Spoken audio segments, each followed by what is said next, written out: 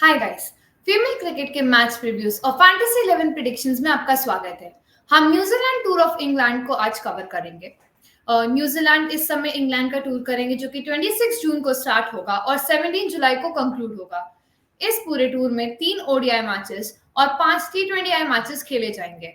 तो सबसे पहले ओडीआई सीरीज है, उसके बारे में हम थोड़ा बात करते हैं कि ये जो 3 ओडीआईस हैं ये आईसीसी विमेंस चैंपियनशिप में इंक्लूड नहीं होंगे। इनके पॉइंट्स वो ऑलरेडी जब इंग्लैंड ने न्यूजीलैंड का टूर किया था तो उन मैचेस में वो पॉइंट्स कवर हो गए थे, जिसमें इंग्लैंड ने 2-1 से उस ओडीआई सीरीज को सील किया था। ये ओडीआई मैचेस जो है वो 26 जून को होने वाला तुरम में खेला जाएगा। फिर जो सेकेंड ओडीआई होगा वो 30 जून को खेला जाएगा वॉस्टरशायर में। फिर उसके बाद 3 जुलाई को ब्रिस्टॉल में खेला जाएगा। तो ये मैचेस ओडीआई के हैं। अगर हम देखें कि प्रीवियसली इन लोगों ने जो खेला था वो मार्च अप्रैल में न्यूजीलैंड ने खेला था। न्यूजीलैंड में जाके उन्होंने खेला था। अब New Zealand are coming to England. So Ankit, like what are your views in that कि 2-0 से ओडीआई सीरीज पिछली बार जीती थी इंग्लैंड ने। फर्स्ट उन्होंने जो ओडीआई मैच था वो 4 विकेट से अपने नाम उसको रजिस्टर किया। फिर सेकंड में उन्होंने 56 रन से वो जीता था। एंड थर्ड में जब न्यूजीलैंड आए उन्होंने 7 विकेट से उसको जीता था। सो एक एंड उसमें एक और एडिशन था उस समय सोफिया डिवाइन का, जिन्होंने पहले 2 मैचेस मिस आउट किए थे एंड थर्ड में आके उन्होंने player of the match and 100 एक शतक बना के उन्होंने उस मैच को सील किया था। एंड अगर हम पूरा ओवरऑल इस सीरीज की बात करें तो काफी एक अच्छा देखने को मिल सकता है कि एमी जोन्स ने भी इस न्यूजीलैंड टूर ऑफ मतलब इंग्लैंड में उस टाइम पे काफी अच्छा 190 रन उन्होंने करीब बनाए थे। उस टी20आई सीरीज में उनका बहुत अच्छा कंट्रीब्यूशन था। फिर अभी अगर रिसेंटली हम इंग्लैंड की बात करें तो पाकिस्तान के खिलाफ उन्होंने 3 मैचेस शेड्यूल थे, जिसमें जो सेकंड ओडीआई था वो रेन कर्टेल हो गया था। बट फर्स्ट और सेकंड जो उन्होंने जीता था इंग्लैंड ने तो काफी एक बढ़त से जीता था। एंड सोफी एकिल्स्टन को प्लेयर ऑफ द सीरीज मिला था 6 विकेट्स के साथ। So it's going to be a very interesting series to watch out कि वो बदला शायद जब वो उनके ही होम ग्राउंड पे न्यूजीलैंड वालों के इंग्लैंड ने आके जीता था। तो शायद अब वो उस चीज को चेंज करना चाहें, टेबल्स टर्न करना चाहें एंड वो ओडीआई सीरीज अपने नाम करना चाहे। तो really what are your views on that? I think हाल ही में इंग्लैंड का फॉर्म काफी अच्छा है बिकॉज एज यू मेंशन कि न्यूजीलैंड में उन्होंने मैचेस जीते थे एंड ऑब्वियसली इनिशियल मैचेस में डिवाइन नहीं थी, लेकिन उनके घर पे जाके बिकॉज ओवरऑल भी New Zealand is not a team जो रिलाई करती है सिर्फ सोफिया डिवाइन पे। आई थिंक बाकी प्लेयर्स भी एमिले कह रहे हैं उनके पास सुजी बैट्स है, बट आई थिंक इंग्लैंड को बहुत कॉन्फिडेंस मिला होगा एंड हाल ही में आई थिंक जो व्हाइट वॉश उन्होंने दिया आई थिंक पाकिस्तान को वनडे सीरीज में, आई थिंक उसके चलते विद इन द टीम बहुत कॉन्फिडेंस आया होगा बिकॉज अगले साल वनडे वर्ल्ड कप है ऑब्वियसली इंडिया में। बट इंटरेस्टिंग रहेगा कि ये जो सीरीज है इसमें इंग्लैंड का कॉम्बिनेशन कैसा रहने वाला है बिकॉज सोफिया डंकली की उनकी वापसी हो रही सीरीज में एंड बाउचर की बहुत अच्छी सीरीज गई थी जब इंग्लैंड न्यूजीलैंड के लिए गई थी टूर में। ऑब्वियसली डैनी वैट भी आपके पास, तो बहुत सारे ऑप्शंस हैं एंड उसमें टैमी भी आपके पास। तो I think one thing to watch out for within the playing 11 will be कि इंग्लैंड का टॉप ऑर्डर क्या होगा, कि कौन बैठेगा बाहर या फिर आप सबको कितने लोगों को चांसेस मिलेंगे, तो ये एक देखने वाली बात है। And apart from that I think New Zealand को वापसी करनी पड़ेगी बिकॉज घर पे मात मिली थी, लेकिन इस सीरीज में आई थिंक पहले मैच से सारे प्लेयर्स उपलब्ध है आपके पास। ओवरऑल गेंदबाजी काफी अच्छी है, लेकिन बल्लेबाजी में नाम बड़े हैं, लेकिन I think as a combined team I think वो एफर्ट हमें कम नजर आया। I think as a team से इंडिविजुअल एफर्ट्स रहे obviously the likes of Sophia Devine या फिर एमिला केयर, लेकिन as a team I think जो न्यूजीलैंड की खास बात है आई थिंक वो चीज पिछले कुछ टाइम से देखने नहीं मिली। I think that is one thing which they will like to fix going into this one day series. या अंकित, आपने अभी इतना चेंजेस के बारे में बात करी है। सो लाइक न्यूजीलैंड में काफी चेंजेस अगर जो पिछला उनका स्क्वाड था जब वो अपने ही घर पे खेल रहे थे और आज अब वो जब इंग्लैंड के खिलाफ खेलेंगे उसमें टी20आईज में लॉरेन डाउन का एडिशन हुआ है।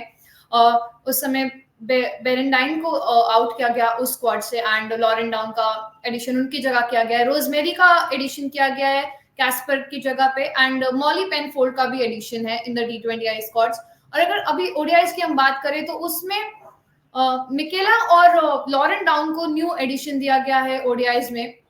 सो अगर आप इस की ओर देखें तो काफी एक डिफरेंट देखने को मिल रही है। टी20आईज में इंग्लैंड ने फ्रेया कैम्प को इंट्रोड्यूस किया है, एंड सोफिया डंकली जिन्होंने पिछला पाकिस्तान के खिलाफ जो सीरीज था वो उन्होंने मिस आउट किया था, उसको उन्होंने इस बार दिया है, बिकॉज रेचल फ्रिंट ट्रॉफी में हमने देखा कि काफी बेहतरीन प्रदर्शन था उनका। 5 मैचेस में उन्होंने 293 रन्स बनाए थे एंड एक 130 का हाई स्कोर भी था, तो उस चीज के लिए आई फील उनका डेफिनेट था कि कमबैक हो सकता है इन दिस सीरीज। सो हमें काफी देखने को मिल रहा है। तो लाइक अगर इस डिफरेंस को देख के कि लाइक 4-5 प्लेयर्स का ही डिफरेंस है, but still how do you feel कि इस बार टेबल्स लाइक कैसा चेंजेस हो सकते हैं? Because Sophie Devine again captain, उन्होंने पिछले 2 ओडीआईज मिस आउट किए थे, बट थर्ड में when she came back with a bang and उन्होंने इतना परफॉर्म किया। एंड एक और कहने की बात है कि 7,000 रन्स उनके कंप्लीट हो जाएंगे अगर वो 40 रन्स और बनाते हैं इस ओडीआई सीरीज में। सो इंटरनेशनल रन्स भी 7,000 का वो एक मार्क है जो बहुत कम अचीवेबल है, वो कर लेंगे। एंड सूजी बेट्स, अगर जो दूसरी हम प्लेयर की बात करते हैं, उनके 10,000 इंटरनेशनल रन्स पूरे हो सकते हैं अगर 96 रन्स वो इस सीरीज में और बनाए, वो थर्ड प्लेयर हो जाएंगे ये चीज करने में। तो काफी हमें बैटिंग पर्सपेक्टिव से काफी माइलस्टोन्स देखने को मिल रहे हैं। सो अंकित, आपका इंग्लैंड के स्क्वाड के बारे में क्या कहना है? लाइक उनका आपको कैसा लगता है कि how are they going to take this and how they are going to perform? देखिए, हाल ही में आई थिंक नाइट ने टी20 इस फॉर्मेट के बारे में बात करी थी कि इसमें कंसिस्टेंटली परफॉर्म करना बहुत मुश्किल है, लेकिन एक जो चीज़ थी कि वो जो इंटेंट के बारे में भी बातचीत हुई थी। एंड आई थिंक अगर इंग्लैंड थोड़ा आई थिंक एक अप्रोच के साथ जाता है, बिकॉज वनडे वर्ल्ड कप, क्योंकि ऑब्वियसली टी20 वर्ल्ड कप इस साल होगा, pretty much similar conditions India में वनडे वर्ल्ड कप होगा, तो इन कंडीशंस में I think overall one day format में बहुत सारे रन्स नहीं बनेंगे बिकॉज धीमी पिचेस होती है। लेकिन अगर कैसे इंग्लैंड ऑब्वियसली उनके घर पे मैचेस हो रहे, कंडीशंस ऑब्वियसली अलग होगी, लेकिन अगर वो इंटेंट में थोड़ा डिफरेंस अगर वो दिखाए, बिकॉज इंग्लैंड के पास वो बैटिंग डेप्थ है आई थिंक ओवरऑल पिछले कुछ सालों से हमें देखने मिला है, क्योंकि इकलस्टोन तक बैटिंग आती है, ऑब्वियसली उसमें चार्ली डीन, बहुत सारे नाम जुड़ते हैं which are very handy with the bat, and I think a very strong top order. But interestingly, as I mentioned कि इनकी opening क्या होगी, I think that's one thing which will be very interesting because बहुत सारे options है। Alice Capsey भी लगभग अगर देखा जाए तो top order में बैटिंग करती है, तो too many options. I think one thing which management will obviously have to look after.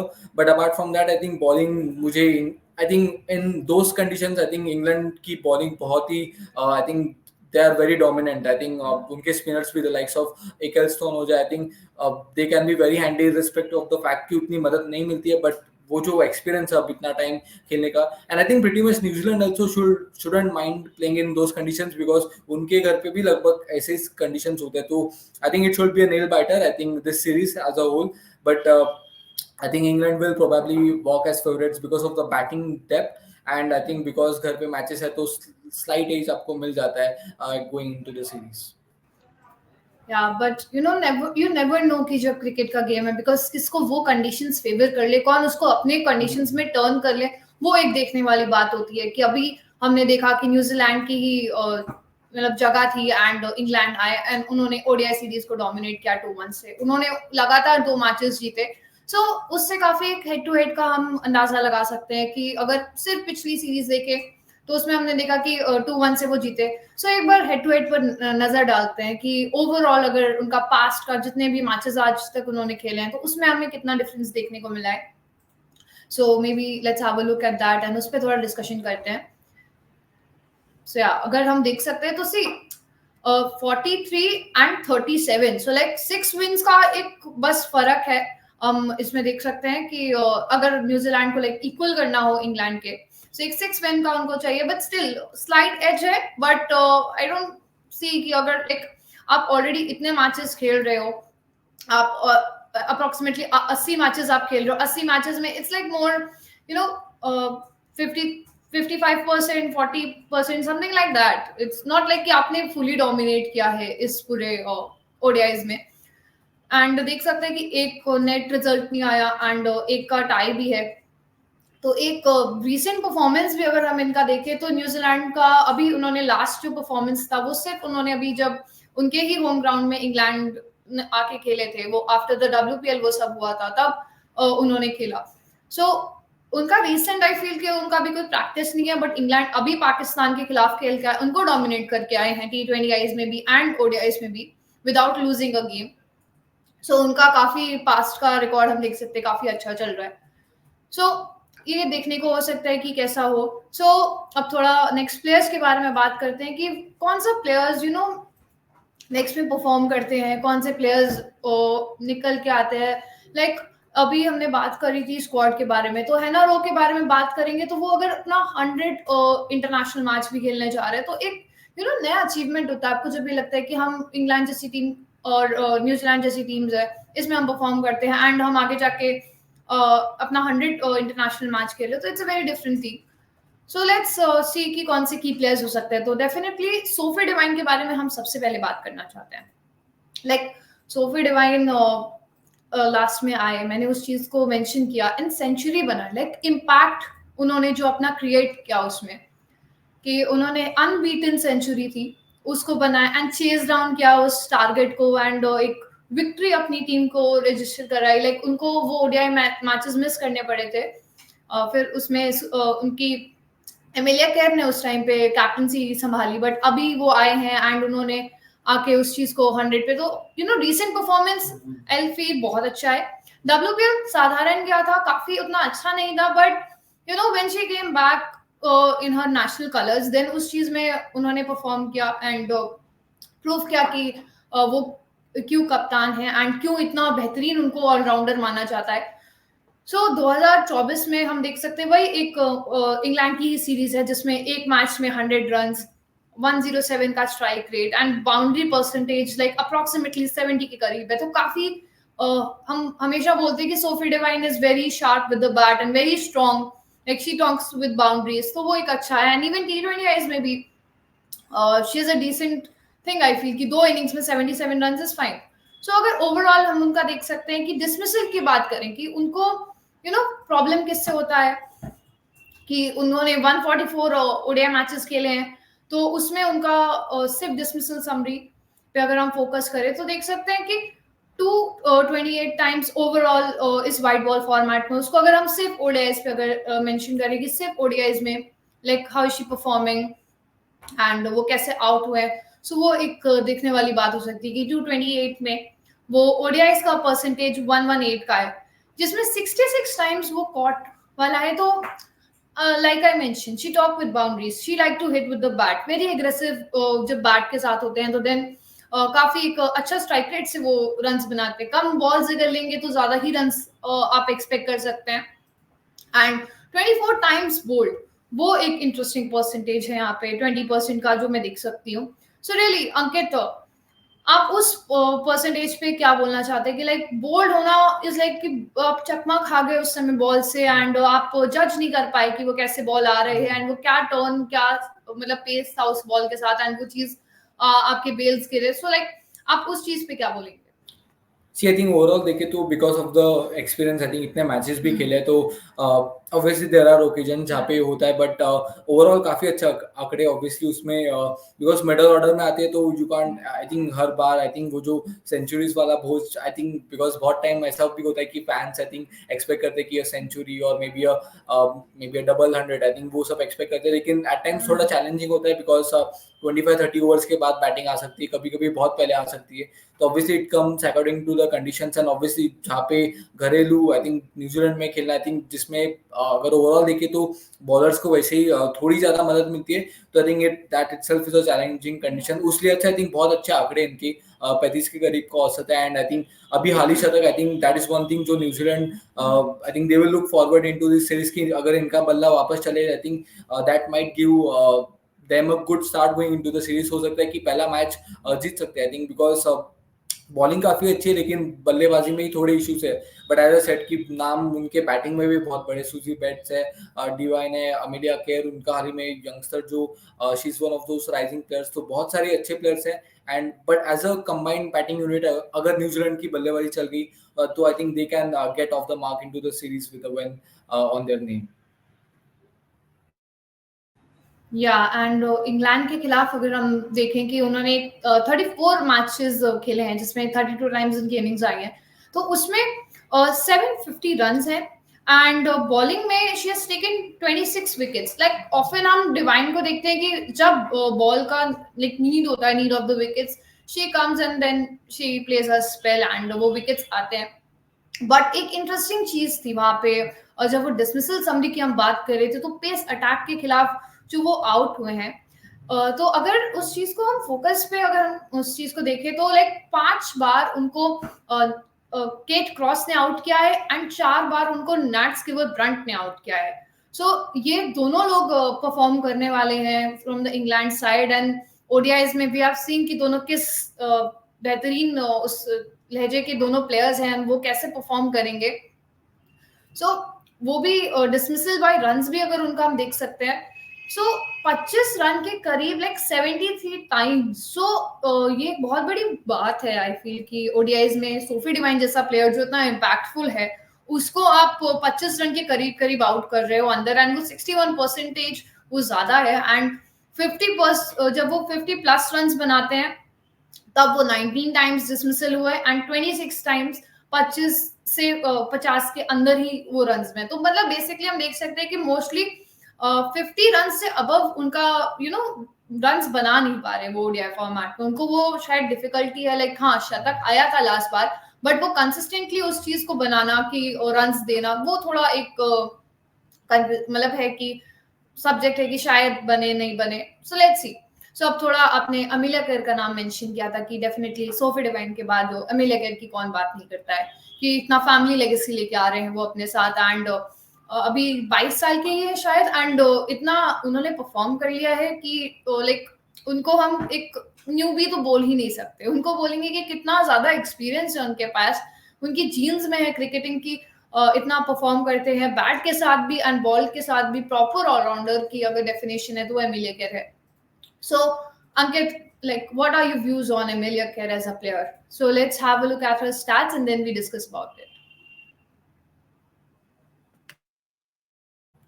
अगर हम आंकड़ों में देखें तो आई थिंक सबसे पहली चीज, आई थिंक वो जो 232 आए थे आई थिंक आयरलैंड के खिलाफ, एंड आई थिंक वो न्यूजीलैंड के लिए I think itself I think it was a very good series because जितने रन्स बने थे. बट आई थिंक ये सीरीज थोड़ी, because I think I am assuming it's our first series against England in England, because इसके पहले I think उन्होंने tour नहीं किया. लेकिन बहुत एज यू मेंशन की अब एक एक्सपीरियंस यंगस्टर बोल सकते हैं, बिकॉज लगभग 70 मैचेस दोनों फॉर्मेट में खेले. एंड आई थिंक एक और चीज है कि she is very handy with the ball as well. I think wicket taking option जैसे लगभग Sophia Devine, I think and it's good to see because top order batter है. एंड आप expect करते हो कि if she is handy with the ball, I think एक multi dimensional player बन जाती है, जिसके चलते I think it becomes a very एक एसेट बन जाती है कोई भी ऐसी प्लेयर टीम में. बट आई थिंक इनके लिए भी यही होगा कि इस सीरीज में what she wants learn from for herself, because आने वाला जो वर्ल्ड कप है इंडिया में, आई थिंक अगेन यंगस्टर के लिए she is not used to all those things. Obviously 70 matches खेले, हो सकता है कि बहुत सारे घर पे मैचेस हो गए, लेकिन एक अवे सीरीज है. लेकिन एक और अच्छी चीज है कि इंग्लैंड में तो I think pretty similar conditions, तो I think that is one thing which can help.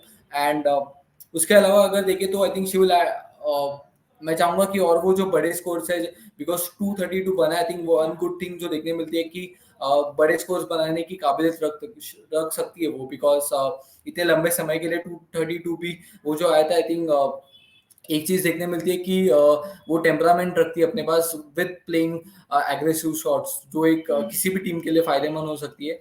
And overall अगर देखें जो डिसमिसल समरी, जिसमें इसमें भी हम देख सकते हैं कि एक जो चीज इनके खिलाफ जाते हैं कि नैट स्कीवर है या फिर आप पिकल्सटोन का भी ले ले, तो ये दो बॉलर्स उनके लिए थोड़े I think they have the advantage over her. और एंड दैट्स वन थिंग कि एज अ प्लेयर चैलेंजेस आएंगी, but what she has prepared for this series, going into this series, specially 2-3 bowlers, उसमें obviously Kate Cross का भी हमने नाम देखा, तो anyone Charlie Dean. So there are so many bowlers जिनके आंकड़े बेहतर है इनके against. So it will be against a strong bowling lineup कि वो कैसे टैकल करती है. I think that's one thing which I think New Zealand fans या फिर उनका खेमा देखना चाहेगा इस सीरीज में.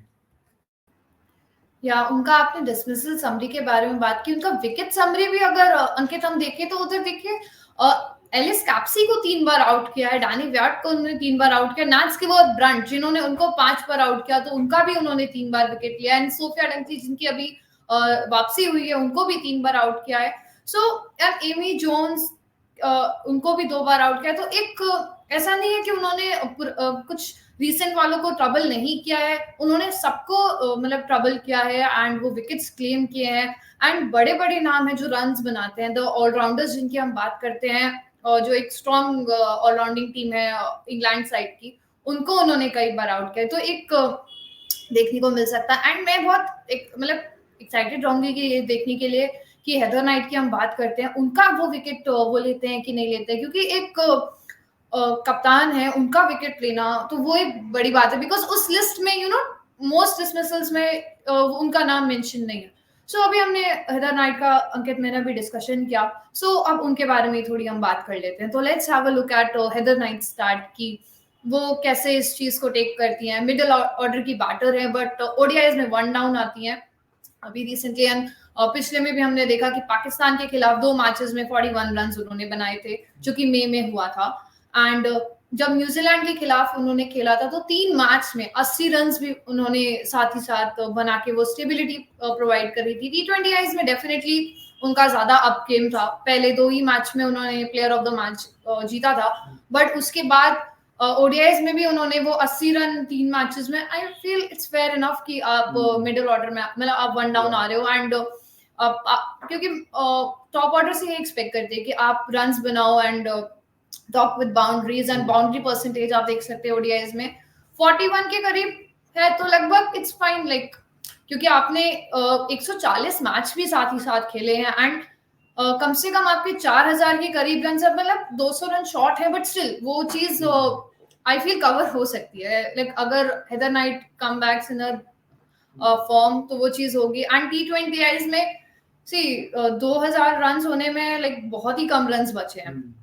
She is just 12 run away for that, so वो भी चीज क्लीन मतलब रन अगर बनते हैं तो वो भी एक उनका रिकॉर्ड आ जाएगा। सो हंड्रेड्स भी आप देख सकते हैं, ओडीआईज में 2 हैं एंड टेस्ट में भी उनके 2 हंड्रेड्स हैं, टी20 आईज में भी 1 है।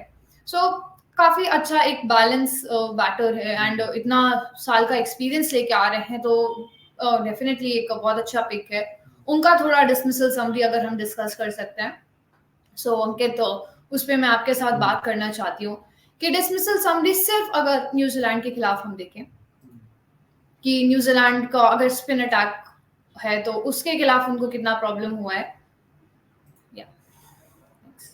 सो अगर उसमें हम देखें तो इधर देख सकते हैं कि एमिलिया केयर ने उनको 1 बार आउट किया है, तो वो नाम मैंने जो मेंशन किया था कि उन्होंने, बट वही है कि 1 बार आउट हुआ है एंड ओवरऑल अगर है तो सोफी डिवाइन उनका भी हमने नाम मेंशन किया, उन्होंने 4 बार उनको आउट किया है। लिया तुहू ने उनको 5 बार आउट किया है। क्या जो जेस केयर है उन्होंने उनको 3 बार आउट किया है।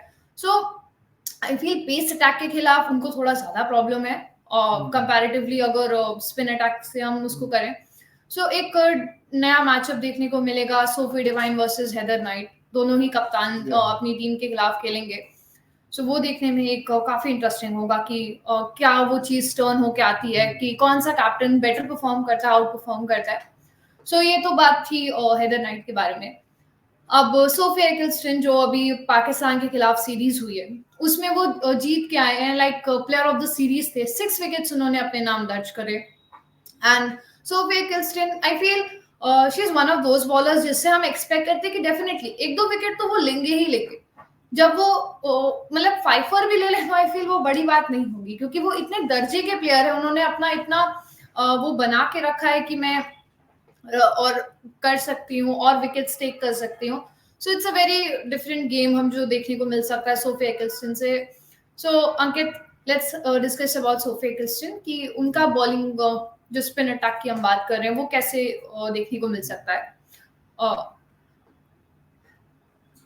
एंड अगर हम की बात करें तो आई थिंक बहुत एक यंग एज में I think I would say कि बहुत कुछ उन्होंने हासिल किया है, because not in just terms of matches. I think like हम टीम्स भी देखें तो बहुत सारे टीम्स के लिए खेल चुकी है, WPL का हिस्सा रह चुकी है एंड अलग अलग लीग्स में। आई थिंक एक ऐसी bowler who always wants to learn. I think उनकी गेंदबाजी में भी हमें देखने मिलता है कि विकेट मिले या ना मिले, I think she is one of those bowlers जो एक टप्पा पकड़ के रखना पसंद करती है and irrespective of the conditions I think अपने स्किल सेट को पैक करती है और एंड एक और अच्छी चीज है कि बैटिंग में भी I think she is very handy है। और अगर हम न्यूजीलैंड के अगेंस्ट अगर बात करें या फिर इस साल में उनका जो प्रदर्शन रहा है, ऑब्वियसली 15 वनडे मैचेस खेले लेकिन उसमें 20 विकेट लिए हैं। आई थिंक इकोनॉमी लगभग 4 के कम है, तो आई थिंक अगर आप 10 ओवर डाल रहे हो और सिर्फ 30 रन के इर्द गिर्द अगर आप रन दे रहे हो और उसमें ऑब्वियसली विकेट्स भी ऐड करोगे, तो I think overall as a team के लिए लगभग आपका 20% of the bowling in a 50 overs match बहुत इकोनॉमिकल रहता है, जिसके चलते सामने वाली टीम्स को ज्यादा रन बनाने का मौका नहीं मिलता है। एंड न्यूजीलैंड के सामने जैसे 15 मैचेस इन्होंने खेले, 20 विकेट्स लिए। एंड अगर हम देखें कि कौन से बैटर्स रहेंगे, आई थिंक वो जो जिनके अगेंस्ट इन्होंने विकेट्स लिए, तो एक और अच्छी चीज है कि न्यूजीलैंड के जो मोस्टली बैटर्स है या फिर मेन बैटर्स है वो सारे राइटी है। द लाइक्स ऑफ आप डिवाइन को ले लो, Amelia Kerr and obviously Suzie Bates as well, तो बहुत सारे राइटीज है। सो आई थिंक इनके लिए आसान नहीं होगा, because I think it can be a very tactical move अगर ये पावर प्ले में भी गेंदबाजी करती है, बिकॉज वो काबिलियत है। जिसमें अमिला केयर को हमने देखा है कि 4 बार डिसमिस किया है, तो एंड अगर इवन आई फील कि she is one of those जो सोफिया डिवाइन को भी बहुत ट्रबल कर सकती है इस सीरीज में। Suzie Bates is also one of those. So it will be interesting कि न्यूजीलैंड बैटर्स कैसे टैक्टिकली करेंगे। लेकिन आई थिंक इस फॉर्मेट में इंग्लैंड की ये खास बात रही है, आई थिंक वो जिस तरीके से ऐसे बॉलर्स होते हैं जो थोड़ी बैटिंग करते हैं और ऐसे बैटर्स जो बहुत थोड़ी बॉलिंग करते हैं, आई थिंक मल्टी डायमेंशनल बना देते हैं I think England side. And that is why England side is known for that as well. But I think interesting है कि इस बार वो अमिला केयर के सामने जो 4 विकेट दिख रहे, क्या उसमें कुछ और बरावत होगी सीरीज में, या फिर अमिलिया केयर क्या वो वापसी करेंगी, बिकॉज अमिलिया केयर की कमजोरी भी हमने जैसे देखी कि बहुत सारे गेंदबाजों ने उनको ट्रबल किया। तो इंटरेस्टिंग रहेगा कि ये मैचअप कैसा है। I would also like to see कि सोफिया डिवाइन और सूजी बेट्स के सामने इनकी गेंदबाजी कैसे होती है, and will night bring her into the power play itself या फिर middle overs में। So that's one thing जो tactically नजर आएगी हमें इस सीरीज में। या बट अंकित, अभी हमने इतने नामचीन प्लेयर्स का नाम लिया, सो एक और है वहां पे इंटरेस्टिंग नेम, वो है मैडी ग्रीन का। लाइक 8 टाइम्स उन्होंने उनका डिसमिसल किया है।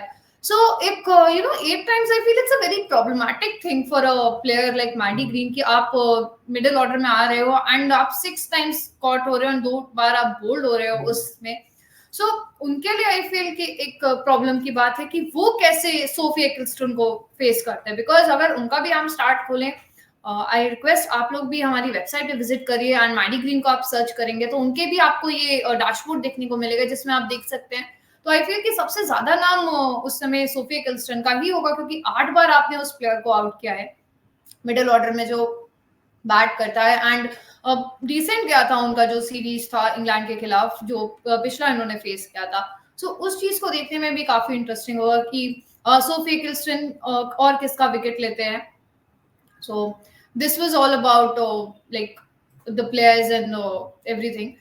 सो अब बात करते हैं अपने फैंटेसी 11 की ओर कि हमने 4 प्लेयर्स के बारे में बहुत डीप डिस्कशन किया। तो अब देखते हैं कि हमारी फैंटेसी कैसे टर्न आउट होके आती है of England versus New Zealand first ODI. So let's have a look at that.